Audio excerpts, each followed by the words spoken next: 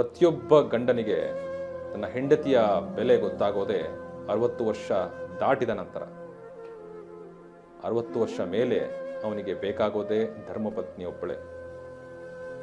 ಇಂದಿಗೂ ಕೂಡ ನಿನ್ನೆ ಮೊನ್ನೆವರೆಗೂ ಕೂಡ ಅವರನ್ನ ಯಾವುದೇ ತೊಂದರೆಗಳಿಲ್ಲದೆ ಸುಖವಾಗಿ ನೋಡಿಕೊಂಡಿರುವಂಥದ್ದು ಅವರ ಧರ್ಮಪತ್ನಿ ಚೆನ್ನಮ್ಮನವರು. ಆದರೆ ಈ ದೃಶ್ಯ ನಿಜಕ್ಕೂ ಎಂಥವರಿಗಾದರೂ ಬೇಸರವನ್ನು ಉಂಟು ಮಾಡುತ್ತೆ. ಯಾಕಂದರೆ ಅಷ್ಟು ಖುಷಿಯಾಗಿ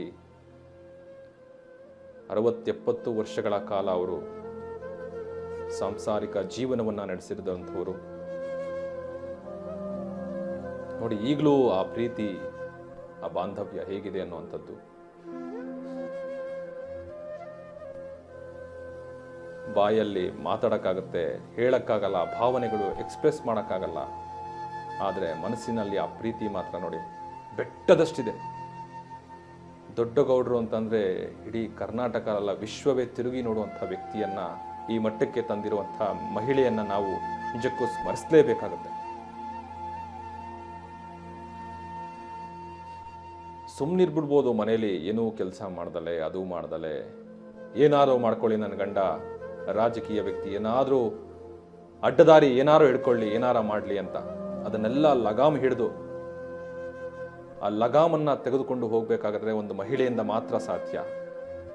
ಅದನ್ನು ಜೋರಾಗಿ ಹೇಳದಲೆ, ಗಟ್ಟಿಯಾಗಿ ಹೇಳದಲೆ, ನಿಧಾನವಾಗಿ, ಸಮಾಧಾನವಾಗಿ, ಪ್ರೀತಿಯಿಂದ ತೆಗೆದುಕೊಂಡು ಹೋಗುವಂಥದ್ದು ನಿಜಕ್ಕೂ ಚೆನ್ನಮ್ಮನವರನ್ನ ನೋಡಿ ಕಲಿಬೇಕು. ಚೆನ್ನಮ್ಮನವರ ನಡವಳಿಕೆಗಳನ್ನು ನಾವು ಮೆಲುಕು ಹಾಕುವಂಥ ಸನ್ನಿವೇಶ ಸಿಕ್ಕಿರುವುದು ನಿಜಕ್ಕೂ ಅವರ ಅಂತಿಮ ಯಾತ್ರೆ ವೇಳೆ ಅವರು ದೊಡ್ಡಗೌಡರು ಅದನ್ನು ಮೆಲುಕಾಗ್ತಿರುವಂಥದ್ದು ಬಹಳ ಶೋಕದವಾಗುತ್ತೆ. ಆದರೆ ಎಂದಿಗೂ ಸಿಗದ, ಮತ್ತೆಂದೂ ನೋಡಲಾಗದ ಚೆನ್ನಮ್ಮ ನನ್ನ ಪತ್ನಿ, ಧರ್ಮಪತ್ನಿ ಅಂತ ಹೇಳಿ ದೊಡ್ಡಗೌಡರು ಭಾವುಕವಾಗಿ ತಮ್ಮ ಅಳಲನ್ನು ತೋಡ್ಕೊಂಡು ಪಾರ್ಥಿವ ಶರೀರದ ಎದುರುಗಡೆ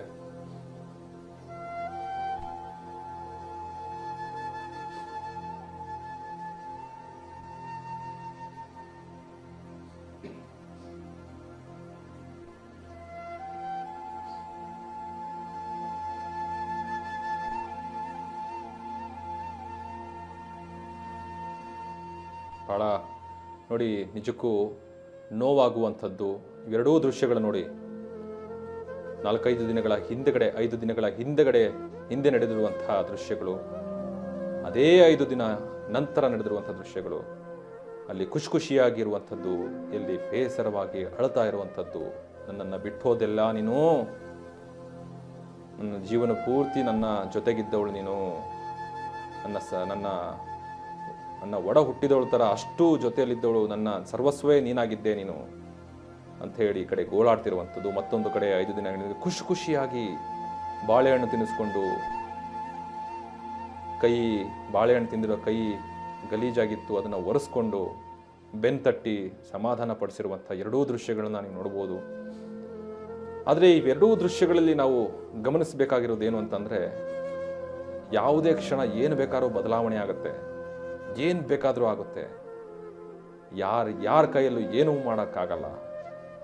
5 ದಿನಗಳ ಹಿಂದೆ ಇದ್ದಾಗ ಆ ಪ್ರೀತಿ, 5 ದಿನಗಳ ನಂತರ ಅವ್ರನ್ನ ಮಾತಾಡೋಕ್ಕಾಗ್ತಾಯಿಲ್ಲ, ಅವ್ರ ಜೊತೆ ಮಾತಾಡೋಕ್ಕಾಗ್ತಾಯಿಲ್ಲ ಅನ್ನೋ ರೋದನೆ.